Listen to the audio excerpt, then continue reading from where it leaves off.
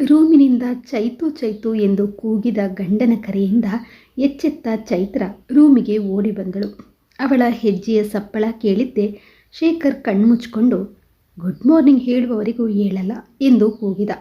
ಎಂದಿನಂತೆ ಹಾಗೆ ತಾನು ನಿಂತಲ್ಲೇ ಗುಡ್ ಮಾರ್ನಿಂಗ್ ಸರ್ ಎಂದು ಕೀಟಲೆ ಮಾಡದೆ ಹತ್ರ ಹೋಗಿ ಒಂದು ಹೂ ಮುತ್ತು ಕೊಟ್ಟಳು.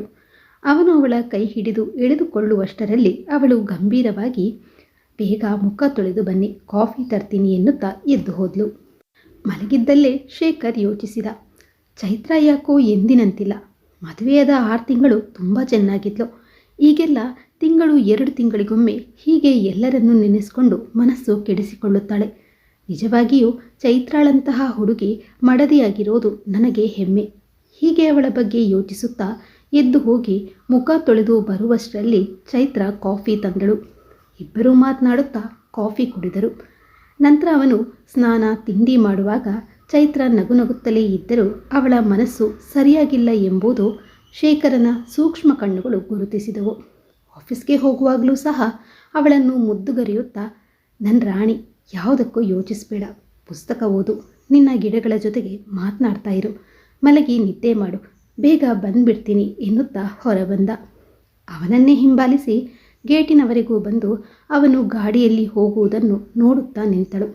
ಮತ್ತೊಮ್ಮೆ ಎಲ್ಲ ಗಿಡಗಳನ್ನು ಪರಿಶೀಲಿಸಿ ಒಳಗೆ ಬಂದು ಪೇಪರ್ ಹಿಡಿದು ಕುಳಿತಳು. ಅಷ್ಟರಲ್ಲಿ ಮನೆ ಕೆಲಸ ಮಾಡುವ ಗೌರಮ್ಮ ಬಂದಳು. ಮಾಮೂಲಿಯಂತೆ ಅವಳಿಗೆ ಪಾತ್ರೆ ಬಟ್ಟೆ ಎಲ್ಲ ಹಾಕಿ ಅವಳು ಕೆಲಸ ಮುಗಿಸುವವರೆಗೂ ಪೇಪರ್ ನೋಡುತ್ತಾ ಕುಳಿತಳು. ಅವರ ಮನೆ ತುಂಬ ದೊಡ್ಡದಾಗಿರಲಿಲ್ಲ. 2 ಬೆಡ್ರೂಮ್ ಇರುವ ಮನೆ.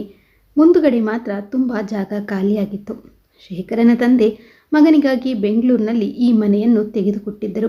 ಅವರದು ಚಿಕ್ಕಮಗಳೂರಿನಲ್ಲಿ ದೊಡ್ಡ ಎಸ್ಟೇಟ್ ಇತ್ತು. ಅವರ ಸಂಸಾರ ಎಲ್ಲ ಅಲ್ಲಿಯೇ ಇದ್ದರು. ಮನೆ ಮುಂದೆ ಖಾಲಿ ಇದ್ದ ಜಾಗದಲ್ಲಿ ಚೈತ್ರ ಹೂ ಗಿಡಗಳನ್ನು ಬೆಳೆಸಿದ್ದಳು. ಎಲ್ಲ ತರಹದ ಗಿಡಗಳು ಇದ್ದರೂ ಗುಲಾಬಿ ಗಿಡಗಳೇ ಜಾಸ್ತಿ ಇದ್ದವು. ಮನೆಯಲ್ಲಿ ಬೇರೆ ಕೆಲಸ ಇಲ್ಲದ ಚೈತ್ರ ಪುಸ್ತಕಗಳನ್ನು ಓದುತ್ತಾ ಗಿಡಗಳ ಆರೈಕೆಯಲ್ಲಿ ಕಾಲ ಕಳೀತಾ ಇದ್ಲು. ಈಗಿನ ಸಮಾಜದಲ್ಲಿ ಎಲ್ಲರೂ ಕೆಲಸಕ್ಕೆ ಹೋಗುವವರೇ. ಬಡವರಿಗೆ ಒಬ್ಬರ ಸಂಬಳ ಸಾಲುವುದಿಲ್ಲ ಅಂತಾದರೆ ಶ್ರೀಮಂತರಿಗೆ ಕೆಲಸಕ್ಕೆ ಹೋಗುವುದು ಒಂದು ಫ್ಯಾಷನ್. ಆದರೆ ವಿದ್ಯಾವಂತಿಯಾದ ಚೈತ್ರ ಯೋಚಿಸಿದ್ದೇ ಬೇರೆ. ಮದುವೆಯಾದ ಹೊಸದರಲ್ಲಿ ಶೇಖರ್ ಆಫೀಸ್ಗೆ ಹೋದ ಸಮಯದಲ್ಲಿ ಮನೆಯಲ್ಲಿ ಒಬ್ಬಳೇ ಇರಲು ತುಂಬ ಬೇಸರ ಆಗ್ತಾಯಿತ್ತು. ಅವನು ಬೆಳಿಗ್ಗೆ 10 ಗಂಟೆಗೆ ಮನೆ ಬಿಟ್ಟರೆ ಸಂಜೆ 7 ಗಂಟೆಗೆ ವಾಪಸ್ ಬರ್ತಾ ಇದ್ದ. ನಿನಗೆ ಬೇಸರ ಆದರೆ ನೀನು ಸಹ ಕೆಲಸಕ್ಕೆ ಸೇರ್ಕೋ ಎಂದಿದ್ದ. ಇಂಜಿನಿಯರ್ ಆದ ಶೇಖರನಿಗೆ ಬರುವ ಸಂಬಳದಲ್ಲಿ ತಾವು ಸುಖವಾಗಿ ಇರಬಹುದು. ತಾನು ಮಾಡುವ ಕೆಲಸ ಒಬ್ಬ ಅವಶ್ಯಕತೆ ಇರುವ ನಿರುದ್ಯೋಗಿಗೆ ಸಿಕ್ಕಿದರೆ ಒಂದು ಸಂಸಾರ ಉಳಿಯುತ್ತದೆ. ಅದಕ್ಕೆ ದುಡ್ಡಿನ ಕೊರತೆ ಇಲ್ಲದ ತಾನು ಕೆಲಸಕ್ಕೆ ಸೇರುವುದು ಬೇಡ ಎಂದು ಗಂಡನ ಬಳಿ ಮನೆಯ ಮುಂದುಗಡೆ ಇರುವ ಜಾಗದಲ್ಲಿ ಹೂವಿನ ಗಿಡಗಳನ್ನು ಬೆಳೆಸ್ತೀನಿ, ಹಾಗೆಯೇ ಸಂಜೆ 1 ಗಂಟೆ ಹತ್ತಿರದಲ್ಲಿ ಇರುವ ಸರ್ಕಾರಿ ಶಾಲೆಯಲ್ಲಿ ಮಕ್ಕಳಿಗೆ ಪಾಠ ಮಾಡಿ ಬರ್ತೀನಿ ಎಂದು ಹೇಳಿದಾಗ ಶೇಖರ್ ಸಹ ತನ್ನ ಒಪ್ಪಿಗೆ ನೀಡಿದ. ಮರುದಿನದಿಂದಲೇ ತನ್ನ ಕೆಲಸ ಶುರು ಮಾಡಿದ್ಲು. ನೀಲಕಂಠರಾಯರು ಮತ್ತು ಶಾರದಮ್ಮನವರ ಮಗಳಾದ ಚೈತ್ರ ಅತಿ ಮುದ್ದಿನಿಂದಲೇ ಬೆಳೆದಿದ್ದಳು. ಅವರಿಗೆ ಮೊದಲ ಮಗು ಮೈತ್ರಿ, ನಂತರ ಬಾಲಚಂದ್ರ, ಕಿರಣ್ 3 ಮಕ್ಕಳು.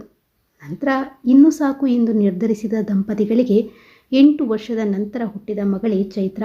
ಆದ್ದರಿಂದ ಸಹಜವಾಗಿ ಅಪ್ಪ ಅಮ್ಮ ಅಕ್ಕ ಅಣ್ಣಂದಿರ ಮುದ್ದು ತುಸು ಜಾಸ್ತಿಯಾಗೇ ಇತ್ತು. ಅಕ್ಕ ಹಾಗೂ ಅಣ್ಣಂದಿರ ಮಮತೆಯ ಸುದೆಯಲ್ಲಿ ಚೈತ್ರ ಬೆಳೆಯತೊಡಗಿದಳು. ಮೈತ್ರಿ ತಮಗಿಂತ ದೊಡ್ಡವಳು ಅಕ್ಕ ಎನಿಸಿದ ಕಾರಣ ತಮ್ಮಂದಿರಾದ ಬಾಲು ಹಾಗೂ ಕಿರಣ್ ಮೈತ್ರಿಗಿಂತ ಚೈತ್ರಾಳ ಜೊತೆ ಹೆಚ್ಚಾಗಿ ಕೀಟಲೆ ಮಾಡುತ್ತಾ ಅವಳನ್ನು ಅಳಿಸುತ್ತಾ ನಗಿಸುತ್ತಾ ಇರ್ತಾಯಿದ್ರು. ಇನ್ನು ಮೈತ್ರಿಯಂತೂ ಅವಳನ್ನು ಎತ್ಕೊಂಡೇ ತಿರುಗುವಳು. ತನ್ನ ಗೆಳತಿಯರನ್ನು ಮನೆಗೆ ಕರೆತಂದು ತಂಗಿಯನ್ನು ತೋರಿಸುವಳು. ಬಂದವರು ನಿನ್ನ ತಂಗಿ ತುಂಬ ಮುದ್ದಾಗಿದ್ದಾಳೆ ಎಂದರೆ ಅವಳಿಗೆ ಖುಷಿಯೋ ಖುಷಿ. ಚೈತ್ರ 8ನೇ ತರಗತಿಯಲ್ಲಿ ಓದ್ತಾ ಇದ್ದಾಗ ಮೈತ್ರಿಯ ಮದುವೆ ನಿಶ್ಚಿತವಾಗಿತ್ತು.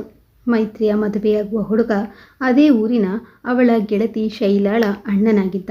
ಮೈತ್ರಿ ಹಾಗೂ ಶೈಲಾ ಇಬ್ಬರು ಒಂದೇ ಕಾಲೇಜಿನಲ್ಲಿ ಓದ್ತಾ ಇದ್ರು.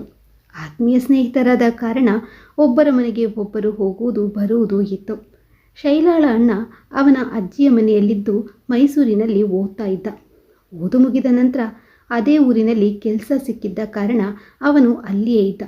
ಮೈತ್ರಿಗೆ ಅವನ ಪರಿಚಯ ಇರಲಿಲ್ಲ. ಮೈತ್ರಿ ಹಾಗೂ ಶೈಲಾ ಪದವಿಯ ಕೊನೆಯ ವರ್ಷದಲ್ಲಿ ಇದ್ದರು.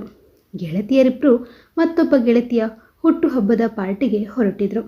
ಎಲ್ಲರೂ ಸೀರೆ ಉಟ್ಕೊಂಡು ಬರಬೇಕು ಎಂದು ಮಾತನಾಡಿಕೊಂಡಿದ್ರು. ಮೈತ್ರಿ ಬಿಳಿ ಬಣ್ಣದ ಸೀರೆಯ ಮೇಲೆ ಕಪ್ಪು ಚುಕ್ಕೆಗಳಿದ್ದ ಜಾರ್ಜೆಟ್ ಸೀರೆ ಉಟ್ಟು ಅದಕ್ಕೆ ಒಪ್ಪುವ ಬಿಳಿ ಬಣ್ಣದ ಬ್ಲೌಸ್ ಧರಿಸಿದ್ಲು. ಅವಳ ಹಾಲು ಬಿಳುಪು ಬಣ್ಣಕ್ಕೆ ಆ ಸೀರೆ ತುಂಬ ಚೆನ್ನಾಗಿ ಕಾಣ್ತಾ ಇತ್ತು. ಅಕ್ಕನನ್ನು ಎವೆ ಇಕ್ಕದೆ ನೋಡಿದ ಚೈತ್ರ, ಅಕ್ಕ, ನೀನು ತುಂಬ ಸುಂದರವಾಗಿ ಕಾಣ್ತಾ ಇದೆಯಾ, ಇರು ಒಂದು ಬಿಳಿ ಗುಲಾಬಿ ತರ್ತೀನಿ ಎಂದು ಅಂಗಳಕ್ಕೆ ಓಡಿ ಹೋಗಿ ಬಿಳಿ ಗುಲಾಬಿಯನ್ನು ಕಿತ್ತು ತಂದು ಅಕ್ಕನಿಗೆ ಮುಡಿಸಿದಳು. ಅವಳು ಹೊರಟಾಗ ಬಾಲು, ಜೋಪಾನ ಮೈತ್ರಿ, ಯಾರಾದರೂ ಎತ್ಕೊಂಡು ಹೋದಾರು ಎಂದು ಕಣ್ಣು ಮಿಟಕಿಸಿ ರೇಗಿಸಿದ. ಸಾಕು ಸುಮ್ಮನಿರು ಎನ್ನುತ್ತಾ ಹುಸಿ ಮುನಿಸು ತೋರುತ್ತಾ ತಮ್ಮನಿಗೆ ಒಂದು ಏಟು ಕೊಟ್ಟು ಗೆಳತಿಯ ಮನೆಗೆ ಹೊರಟಳು. ಅದೇ ಗುಂಗಿನಲ್ಲಿ ಶೈಲಾಳ ಮನೆಗೆ ಬಂದ ಮೈತ್ರಿ ಶೈಲು ಶೈಲು ಎಂದು ಕೂಗಿದಳು. ತಕ್ಷಣ ಬಾಗಿಲಲ್ಲಿ ಪ್ರತ್ಯಕ್ಷನಾದ ತರುಣನನ್ನು ನೋಡಿ ನಾಚಿ ತಲೆ ತಗ್ಗಿಸಿದ್ಲು. ಅವನೂ ಸಹ ಈ ರೂಪರಾಶಿಯನ್ನು ನೋಡುತ್ತಾ ಮಾತು ಮರೆತು ಹಾಗೇ ನಿಂತ. ಅಷ್ಟರಲ್ಲಿ ಹೊರಗೆ ಬಂದ ಶೈಲಾ, ಬಾರೆ ಒಳಗೆ ಎನ್ನುತ್ತಾ, ಅಣ್ಣ, ಇವಳು ನನ್ನ ಗೆಳತಿ ಮೈತ್ರಿ ಎಂದು ತನ್ನ ಅಣ್ಣ ಮಧುವಿಗೆ ಪರಿಚಯಿಸಿ, ನಂತರ ಇವನು ನನ್ನ ಅಣ್ಣ ಮಧು ಕಣೆ ಎಂದು ಗೆಳತಿಗೆ ಪರಿಚಯಿಸಿದ್ಲು. ಮಧು ಕಡೆ ತಿರುಗಿ ಪರಿಚಯದ ನಗು ಬೀರಿ, ಬಾರೆ ಹೋಗೋಣ ಎಂದು ಇಬ್ಬರು ಹೊರಟರು. ದಾರಿಯಲ್ಲಿ ಶೈಲಾ, ಅಣ್ಣ 1 ತಿಂಗಳು ಇದೇ ಊರಿನಲ್ಲಿ ಇರ್ತಾನೆ ಕಣೆ, ನನಗಂತೂ ತುಂಬ ಖುಷಿ ಎಂದು ತನ್ನ ಸಂತಸ ವ್ಯಕ್ತಪಡಿಸಿದ್ಲು. 3-4 ಬಾರಿ ಮೈತ್ರಿಯನ್ನು ನೋಡಿದ ಮಧು ತಂಗಿಯ ಬಳಿ, ಶೈಲು, ನಾನು ಮೈತ್ರಿಯನ್ನು ಮದುವೆ ಆಗಬೇಕು ಅಂತ ಇದ್ದೇನೆ, ಅವಳನ್ನು ನನ್ನ ಸಂಗಾತಿಯಾಗಿ ತರುವುದು ನಿನಗೆ ಸೇರಿದ್ದು ಎಂದು ತನ್ನ ಆಸೆಯನ್ನು ಒಂದೇ ಮಾತಿನಲ್ಲಿ ಹೇಳಿಕೊಂಡಿದ್ದ. ಶೈಲಾ ಕೀಟಲೆ ಮಾಡುತ್ತಾ, 2-3 ಸಲ ನೋಡಿದ್ಯಾ, ಅಷ್ಟರಲ್ಲಿ ಅವಳನ್ನು ಮೆಚ್ಚಲು ಕಾರಣ ಎಂದಳು. ಮೊದಲ ದಿನ ಬಿಳಿ ಸೀರೆಯಲ್ಲಿ ಅವಳ ಸೌಂದರ್ಯ ರಾಶಿಯನ್ನು ನೋಡಿದಾಗಲೇ ನಿನಗೆ ಹೇಳಬೇಕು ಅಂತ ಇದ್ದೆ. ಆ ದಿನವೇ ಅವಳು ನನ್ನ ಹೃದಯದಲ್ಲಿ ಸೇರಿ ಹೋಗಿದ್ದಾಳೆ ಎಂದು ಭಾವುಕನಾಗಿ ನುಡಿದ. ತಾಳಿರಾಯರೇ, ನಿನ್ನ ಬಡ ತಂಗಿ ಸಹ ಇಲ್ಲೇ ಇದ್ದಾಳೆ, ನನ್ನ ಗೆಳತಿಯ ನೆನಪಲ್ಲಿ ಮೈ ಮರಿಬೇಡ ಎಂದು ತಮಾಷೆ ಮಾಡಿದ್ಲು. ನಂತರ ಶೈಲಾ ಅಪ್ಪ ಅಮ್ಮನಿಗೆ ವಿಷಯ ತಿಳಿಸಿ ಅದನ್ನು ಮೈತ್ರಿ ಮನೆಯವರಿಗೂ ಹೇಳಿ ಮದುವೆಗೆ ಎಲ್ಲರನ್ನೂ ಒಪ್ಪಿಸುವಲ್ಲಿ ಸಹಕರಿಸಿದ್ಲು. ಮದುವೆಗೆ 2 ತಿಂಗಳ ಸಮಯ ಇತ್ತು. ಮಧು ದಿನಾಲು ಇಲ್ಲಿಗೆ ಬಂದರೂ ಮೈತ್ರಿ ಕಾಣಿಸಿಕೊಳ್ತಾ ಇರಲಿಲ್ಲ. ಅದಕ್ಕೆ ಮಧು ಚೈತ್ರಾಳ ಬಳಿ ಬಂದು, ಚೈತ್ರ, ಹೇಗಾದರೂ ನಿನ್ನ ಅಕ್ಕನನ್ನು ಭೇಟಿ ಮಾಡಿಸಿದರೆ ನಿನಗೆ ಪುಸ್ತಕ ತೆಗೆದುಕೊಡುವೆ ಎಂದು ಅವಳನ್ನು ಓಲೈಸಿದ. ಚೈತ್ರಾಗೆ ಚಿಕ್ಕ ವಯಸ್ಸಿನಲ್ಲಿ ಪುಸ್ತಕ ಓದುವ ಹವ್ಯಾಸ ಇದ್ದ ಕಾರಣ ಪುಸ್ತಕ ತೆಗೆದುಕೊಟ್ರೆ ಹೇಳಿದ ಕೆಲಸ ಮಾಡಿಕೊಡುವೆ ಎಂದು ಎಲ್ಲರಿಂದ ಪುಸ್ತಕ ಪಡೆದು ಅದನ್ನು ಸಂಗ್ರಹಿಸ್ತಾ ಇದ್ಲು. ಅದನ್ನು ತಿಳಿದು ಮಧು ಕೂಡ ಚೈತ್ರಾಳ ಬಳಿ ಪುಸ್ತಕದ ಆಮಿಷ ಒಡ್ಡಿದ್ದ. ಪುಸ್ತಕ ಎಂದ ತಕ್ಷಣ ಚೈತ್ರಾಳಿಗೆ ಖುಷಿಯಾಗಿ, ಸಂಜೆ ದೇವಸ್ಥಾನಕ್ಕೆ ಬನ್ನಿ ಬಾವ, ನಾನು ಅಕ್ಕನನ್ನು ಕರೆದುಕೊಂಡು ಬರ್ತೀನಿ ಎಂದು ದೊಡ್ಡವರ ತರಹ ಹೇಳಿದ್ಲು. ಮೈತ್ರಿಯ ಮದುವೆ ಸಂಭ್ರಮದಿಂದ ನಡೆಯಿತು. ಅವಳು ಮೈಸೂರಿಗೆ ಹೋದ್ಮೇಲೆ ಚೈತ್ರಾಳಿಗೆ ಮೈತ್ರಿ ಇರದ ಕೊರತೆ ಎದ್ದು ಕಾಣತೊಡಗಿತು. ಮದುವೆಯಾದ ವರ್ಷದಲ್ಲೇ ಮೈತ್ರಿಗೆ ಹೆಣ್ಣು ಮಗುವಾದಾಗ ಚೈತ್ರ ಮಗುವನ್ನು ಬಿಟ್ಟು ಕದಲುತ್ತಿರಲಿಲ್ಲ. ಮಗುವಿಗೆ 6 ತಿಂಗಳು ತುಂಬಿದ ನಂತರ ಮೈತ್ರಿ ಊರಿಗೆ ಹೋದ್ಲು. ಹಾಗೆಯೇ ದಿನಗಳು ಉರುಳ್ತಾ ಇತ್ತು. ಚೈತ್ರ ಅಣ್ಣಂದಿರ ಜೊತೆಗೆ ಹರಟೆ ತರಲೆ ಮಾಡುತ್ತಾ ಕಾಲೇಜು, ಗೆಳತಿಯರು ಎಂದು ಸಮಯ ಕಳೀತಾ ಇದ್ಲು. ಮನೆಯಲ್ಲಿ ಅಕ್ಕಪಕ್ಕದಲ್ಲಿ ಎಲ್ರಿಗೂ ಚೈತ್ರ ಎಂದರೆ ಅಷ್ಟು ಪ್ರೀತಿ. ಅಪರೂಪಕ್ಕೆ ಅಕ್ಕ ಮೈತ್ರಿಯ ಮನೆಗೆ ಹೋಗಿ 4 ದಿನ ಆಗುತ್ತಿದ್ದಂತೆ ಬಾಲು ಅಥವಾ ಕಿರಣ್ ಹೋಗಿ, ನೀನಿಲ್ಲ ಅಂದರೆ ಮನೆಯಲ್ಲಿ ಇರಲು ಬೇಸರ, ಬಾ ಊರಿಗೆ ಎಂದು ಕರೆದುಕೊಂಡು ಬರ್ತಾಯಿದ್ರು. ಮನೆಯಲ್ಲಿ ಬಾಲುವಿನ ಮದುವೆಗಾಗಿ ಬಲವಂತ ಮಾಡ್ತಾಯಿದ್ರು. ಚೈತ್ರ ಸಹ, ಬಾಲು, ನೀನು ಮದುವೆ ಆದರೆ ನನಗೆ ಅತ್ತಿಗೆ ಜೊತೆಯಾಗ್ತಾರೆ, ನಾವಿಬ್ಬರು ಗೆಳತಿಯರಾಗ್ತೀವಿ, ಪ್ಲೀಸ್ ಮದುವೆಯಾಗು ಎಂದು ಬಲವಂತ ಮಾಡಿದ್ಲು. ಬಾಲು ತಮಾಷೆಯಾಗಿ, ಅಮ್ಮ, ಈ ಬಜಾರಿ ಮನೆಯಲ್ಲಿ ಇದ್ದರೆ ನನ್ನ ಹೆಂಡತಿಗೆ ಉಲಿಗಾಲ ಇಲ್ಲ, ನಿನ್ನನ್ನು ಮನೆಯಿಂದ ಕಳುಹಿಸಿ ನಾನು ಮದುವೆಯಾಗೋದು ಎಂದು ಬಾಲು ತಮಾಷೆಯಾಗಿ ಕೈ ಮುಗಿದು ನಿಂತಾಗ ಚೈತ್ರ ಕೋಪದಿಂದ ಮುಖ ಊದಿಸಿಕೊಂಡು, ನಾನೇನು ಕೆಟ್ಟವಳಲ್ಲ ಎನ್ನುತ್ತಾ ಓಡ್ತಾ ಇದ್ಲು. ಒಂದು ದಿನ ಬಾಲು ಹತ್ರ ಅಮ್ಮ ಮಾತನಾಡುವುದು ಚೈತ್ರಾಳಿಗೆ ಕೇಳಿಸಿತು. ಬಾಲು, ನೀನು ಮದುವೆ ಮಾಡ್ಕೊ, ಹುಡುಗಿ ಮನೆಯವರು ಕೇಳ್ತಾ ಇದ್ದಾರೆ ಎಂದರು ಅಮ್ಮ. ಅಮ್ಮ, ಮೊದಲು ಚೈತ್ರಾಳಿಗೆ ಒಳ್ಳೆಯ ಹುಡುಗನನ್ನು ನೋಡಿ ಮದುವೆ ಮಾಡೋಣ, ಅವಳು ಸುಖವಾಗಿ ಇದ್ದಾಳೆ ಅಂತ ಆದಮೇಲೆ ನಾನು ಮದುವೆಯಾಗೋದು. ಬೇರೆ ಮನೆಯಿಂದ ಬಂದ ಹೆಣ್ಣು ಮಕ್ಕಳು ನಾವು ಚೈತ್ರಾಳನ್ನು ಪ್ರೀತಿಸುವುದನ್ನು ನೋಡಿ ಅಸೂಹೆ ಪಡಬಹುದು. ನಮ್ಮ ಪ್ರೀತಿ ಹೀಗೆ ಇದ್ದರೂ ಅದರಿಂದ ಚೈತ್ರಾಳ ಮನಸ್ಸಿಗೆ ಸಣ್ಣ ನೋವಾದರೂ ನಾನು ಸಹಿಸೋದಿಲ್ಲ. ನನಗೆ ಚೈತ್ರಾಳ ಸಂತೋಷ ಮುಖ್ಯ. ಈಗಲೇ ಮದುವೆಗೆ ಬಲವಂತ ಮಾಡಬೇಡ ಎಂದು ಬಾಲು ಹೇಳಿದ. ಅದನ್ನು ಕೇಳಿದ ಚೈತ್ರಾಳಿಗೆ ಅಣ್ಣ ತನ್ನ ಮೇಲೆ ಇಟ್ಟಿರುವ ಪ್ರೀತಿಗೆ ಕಣ್ಣು ತುಂಬಿ ಬಂದಿತು. ಒಂದಿನ ಚೈತ್ರ ಗೆಳತಿಯ ಜೊತೆಗೆ ಹೊರಗೆ ಹೊರಟಿದ್ದಳು. ಆಗ ಅಣ್ಣ ಕಿರಣ್ ಒಬ್ಬ ಯುವಕನ ಜೊತೆ ಬಂದು, ಚೈತ್ರ, ಹೊರಗಡೆ ಹೋಗ್ತಾ ಇದೆಯಾ? ನೋಡು, ಇವನು ನನ್ನ ಗೆಳೆಯ ಶೇಖರ್ ಎಂದು ತಂಗಿಗೆ ಹೇಳಿ ಗೆಳೆಯನ ಕಡೆ ತಿರುಗಿ, ಶೇಖರ್, ಇವಳು ನನ್ನ ಮುದ್ದಿನ ತಂಗಿ ಚೈತ್ರ ಹಾಗೂ ಅವಳ ಗೆಳತಿ ಎಂದು ಇಬ್ಬರನ್ನು ಪರಿಚಯಿಸಿದ. ಶೇಖರ್ನನ್ನು ನೋಡಿ ಚೈತ್ರಾಳಿಗೆ ಮಾತು ಮರೆತಂತೆ ಹಾಗೆಯೇ ನಿಂತು ನೋಡತೊಡಗಿದ್ಲು. ಕಿರಣ್ ನಾಟಕೀಯವಾಗಿ, ತಾವಿನ್ನೂ ದಯ ಮಾಡಿಸಬಹುದು ಎಂದ. ಇದರಿಂದ ಎಚ್ಚೆತ್ತ ಚೈತ್ರ ಗೆಳತಿಯ ಸಂಗಡ ಹೊರಟಳು. ಅವಳ ಗೆಳತಿ, ನಿಮ್ಮ ಅಣ್ಣನ ಫ್ರೆಂಡ್ ತುಂಬ ಹ್ಯಾಂಡ್ಸಮ್ ಆಗಿದ್ದಾನೆ ಎಂದಳು. ಗೆಳತಿಯ ಜೊತೆಗೆ ಸುತ್ತಾಡಿ ಅವಳು ಮನೆಗೆ ಬಂದಾಗ ಸಮಯ 7 ಗಂಟೆ ಆಗಿತ್ತು. ಮನೆಗೆ ಬಂದವಳೆ, ಅಮ್ಮ, ಅಣ್ಣಂದಿರೆಲ್ಲಿ ಎಂದು ಕೇಳಿದ್ಲು. ಸಂಜೆ ಬಂದಿದ್ದ, ಅವನ ಗೆಳೆಯನ ಜೊತೆ ಹೋಗಿದ್ದಾರೆ ಎಂದರು ಅಮ್ಮ. ಚೈತ್ರ ಮುಖ ತೊಳೆದು ದೇವರಿಗೆ ಊದು ಬತ್ತಿ ಹಚ್ಚಿ ಕಣ್ಮುಚ್ಚಿ ನಿಂತಾಗ ಕಾಣಿಸಿದ್ದು ಶೇಖರನ ನಗುಮುಖ. ಛೇ, ಇವನೊಬ್ಬ ಎಂದುಕೊಂಡ್ಳು. ಅಣ್ಣಂದಿರ ಜೊತೆ ಮಾತನಾಡಲು ವಾರ ವಾರ ಶೇಖರ್ ಮನೆಗೆ ಬರ್ತಾ ಇದ್ದ. ಹಾಗೆಯೇ ಚೈತ್ರ ಸಹ ಅವನ ಜೊತೆ ಮಾತನಾಡುತ್ತಾ ಸಮಯ ಕಳೆಯತೊಡಗಿದ್ಲು. ಅವಳಿಗೆ ಯಾವಾಗಲೂ ಶೇಖರ್ನದೇ ನೆನಪು. ಯಾಕೋ ಅವನನ್ನು ಬಿಟ್ಟು ನಾನು ಇರಲಾರೆ ಎನಿಸತೊಡಗಿತು. ಅವನನ್ನು ಮದುವೆಯಾಗಲು ಮನೆಯಲ್ಲಿ ಒಪ್ಪುವುದಿಲ್ಲ. ಅವನು ಬೇರೆ ಜಾತಿಯವನು ಎಂದು ಗೊತ್ತಿದ್ದು ದಿನ ಕಳೆದಂತೆ ಮನಸ್ಸು ಅವನ ಕಡೆಗೆ ವಾಲತೊಡಗಿತ್ತು. ಆದಷ್ಟು ಅವನಿಂದ ದೂರ ಇರಬೇಕು ಎಂದು ಸ್ವಲ್ಪ ದಿನ ಮೈತ್ರಿ ಮನೆಗೆ ಹೋದ್ಲು. ದೂರ ಹೋದರೂ ಕುಂತಲ್ಲಿ ನಿಂತಲ್ಲಿ ಅವನದೇ ನಗು ಮುಖ ಕಾಣತೊಡಗಿತು. ಛೇ, ಯಾಕೆ ಹೀಗೆ ಕಾಡ್ತೀಯ? ನನ್ನ ಮನದಿಂದ ದೂರ ಹೋಗು ಎಂದು ಎಷ್ಟೋ ಸಲ ಬೈದುಕೊಳ್ಳುತ್ತಿದ್ದಳು. ಏನು ಮಾಡಿದರೂ ಅವನನ್ನು ದೂರ ಮಾಡಲು ಸಾಧ್ಯ ಇಲ್ಲದೆ ಅಲ್ಲಿಯೂ ಇರಲಾರದೆ 4 ದಿನಕ್ಕೆ ಮೈಸೂರಿನಿಂದ ವಾಪಸ್ ಬಂದಳು. ಮರಳಿ ಮನೆಗೆ ಬಂದವಳಿಗೆ 2 ದಿನವಾದರೂ ಶೇಖರನ ದರ್ಶನವಾಗಲಿಲ್ಲ. ಅಣ್ಣಂದಿರ ಬಳಿ ಕೇಳಲು ಸಂಕೋಚವಾಯಿತು.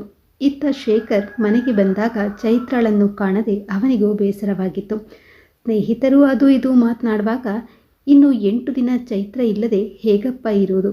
ಅವಳಿಲ್ಲದೆ ಮನೆಯೆಲ್ಲ ನಿಶ್ಶಬ್ದವಾಗಿದೆ ಎಂದು ಬಾಲು ಹೇಳಿದಾಗ ಚೈತ್ರ ಊರಿಗೆ ಹೋಗಿದ್ದಾಳೆ ಎಂದು ತಿಳಿಯಿತು. ತಾನೂ ರಜೆ ಹಾಕಿ ಊರಿಗೆ ಹೋದ. ಎಲ್ಲಿಗೆ ಹೋದರೂ ಅವಳದ್ದೇ ನೆನಪು. ಅಲ್ಲಿಯೂ ಇರಲಾರದೆ ಮತ್ತೆ ವಾಪಸ್ ಬಂದ. ಸಂಜೆ ಆಗ್ತಾ ಇದ್ದಂತೆ ಅವನ ಕಾಲುಗಳು ಚೈತ್ರಳ ಮನೆ ಕಡೆಗೆ ಎಳೆದವು. ಅವಳ ಅಣ್ಣಂದಿರ ನೆಪ ಮಾಡಿಕೊಂಡು ಅವಳ ಮನೆಗೆ ಹೋದ. ಗೇಟು ತೆಗೆದು ಒಳ ಹೋದ. ಗುಲಾಬಿ ಗಿಡದ ಬಳಿ ನಿಂತ ಚೈತ್ರಾಳನ್ನು ನೋಡಿದ್ದೆ ಅವನ ಕಣ್ಣಲ್ಲಿ 100 ಕ್ಯಾಂಡಲ್ ಬಲ್ಬಿನಷ್ಟು ಪ್ರಭೆ. ಗೇಟು ತೆಗೆದ ಸದ್ದಿಗೆ ಚೈತ್ರ ತಿರುಗಿ ನೋಡಿದ್ಲು. ಶೇಖರನನ್ನು ಕಂಡು ಅವಳ ಕಣ್ಣುಗಳು ಮಿನುಗಿದವು. ಮಾತು ಮರೆತು ಒಬ್ಬರನ್ನೊಬ್ಬರು ನೋಡುತ್ತಾ ನಿಂತರು. ಅಷ್ಟರಲ್ಲಿ ಅಲ್ಲಿಗೆ ಬಂದು ಕಿರಣ್, ಶೇಖರ್ ಬಾರೋ ಎಂದು ಕರೆದಾಗ ಇಬ್ಬರು ವಾಸ್ತವಕ್ಕೆ ಬಂದರು. ನಾಳೆ ಚೈತ್ರಾಳ ಹುಟ್ಟಿದ ದಿನ. ನಾವೆಲ್ಲರೂ ಒಟ್ಟಿಗೆ ದೇವಸ್ಥಾನಕ್ಕೆ ಹೋಗ್ತೀವಿ. ಶೇಖರ್, ನೀನು ಬಾ ಎಂದು ಕಿರಣ್ ಬಾಲು ಇಬ್ಬರು ಶೇಖರ್ನನ್ನು ಕರೆದರು. ಅವನು ಬರುವುದಾಗಿ ಒಪ್ಪಿಕೊಂಡ. ಮರುದಿನ ಚೈತ್ರ ಎಣ್ಣೆ ನೀರು ಹಾಕಿಕೊಂಡು ಅಪ್ಪ ತಂದುಕೊಟ್ಟ ಮೈಸೂರು ಸಿಲ್ಕ್ ಸೀರೆ ಉಟ್ಟಿದ್ದಳು.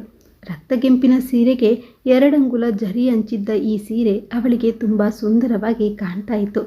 ಕೂದಲನ್ನು ಮೇಲಕ್ಕೆ ಎತ್ತಿ ಕ್ಲಿಪ್ ಹಾಕಿದ್ಲು. ಅದೇ ಬಣ್ಣದ ಬಳೆ, ಸರ ಧರಿಸಿದ್ದ ಚೈತ್ರ ನೋಡಲು ಮುದ್ದಾಗಿ ಕಾಣ್ತಾ ಇದ್ಲು. ನೀಲಕಂಠರಾಯರು ಹಾಗೂ ಶಾರದಮ್ಮನವರಿಗೆ ಮಗಳನ್ನು ನೋಡಿದ್ದಷ್ಟು ತೃಪ್ತಿಯಾಗ್ತಾ ಇರಲಿಲ್ಲ. ಎಲ್ಲರೂ ಹೊರಡುವ ಸಮಯಕ್ಕೆ ಸರಿಯಾಗಿ ಶೇಖರ್ ಸಹ ಬಂದ. ಚೈತ್ರಾಳನ್ನು ನೋಡಿ ಅವನಿಗೆ ಮಾತೆ ಮರೆತು ಹೋಯಿತು. ಅವಳಿಗಾಗಿ ತಂದ ಪುಸ್ತಕಗಳನ್ನು ಹೇಗೆ ಕೊಟ್ಟನೋ ತಿಳಿಯಲಿಲ್ಲ. ಎಲ್ಲರೂ ದೇವಸ್ಥಾನಕ್ಕೆ ಹೋದರು.